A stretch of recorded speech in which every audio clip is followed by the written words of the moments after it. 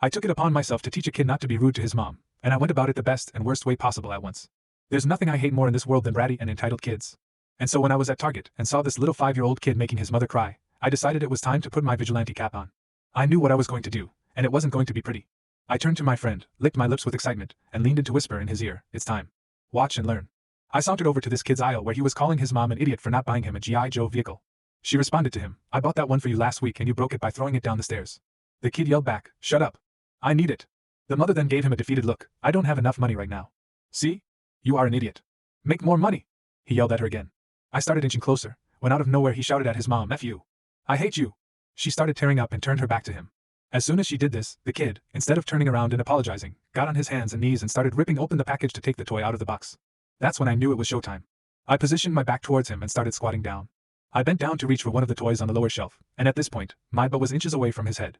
I was so close that from a distance it looked like I was about to sit on him. And then, right as I was about to do it, the kid sat up and noticed my XXXL but an inch from his sniffer. He then looked up at me, and I turned my head around to make direct eye contact. I glanced over in the mother's direction, who still had her back turned. I relished in this moment. And then just like a Beyblade, I let it rip. For those who haven't figured it out yet, this whole time I had planned on farting on him to teach him a lesson. And everything, including the Taco Bell I had earlier, had just culminated into this sweet moment. The initial blast of my fart was mighty and boisterous. I swear I saw his hair blowing back. The fart could have probably blown over an empty soda can, and the smell that followed was so pungent that a man in a coma would have woken up just to plug his nose. Just like that, in a split second, the fart manifested from a joyous dry air horn squeal to a nefarious hissing gas of doom. I think the little kid noticed the metamorphosis before I even did, because he cranked his neck like a 90 in a futile attempt to get away from the personified evil being fumigated into his soul. When I finished with my business, there was a silent, pregnant pause.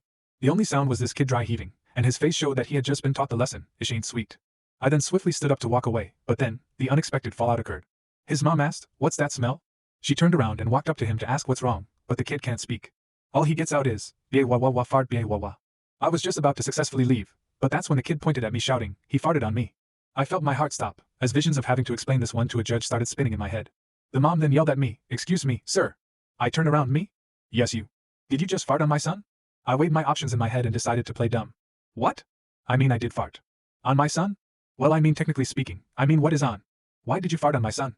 At this point I knew it was raps, so I decided to just show my hand.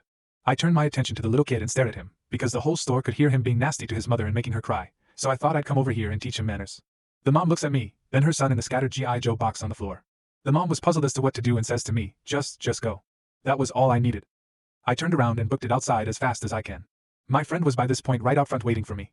As soon as I got it, asks me, "Do you do that a lot?" Not that much. Like once a month or so.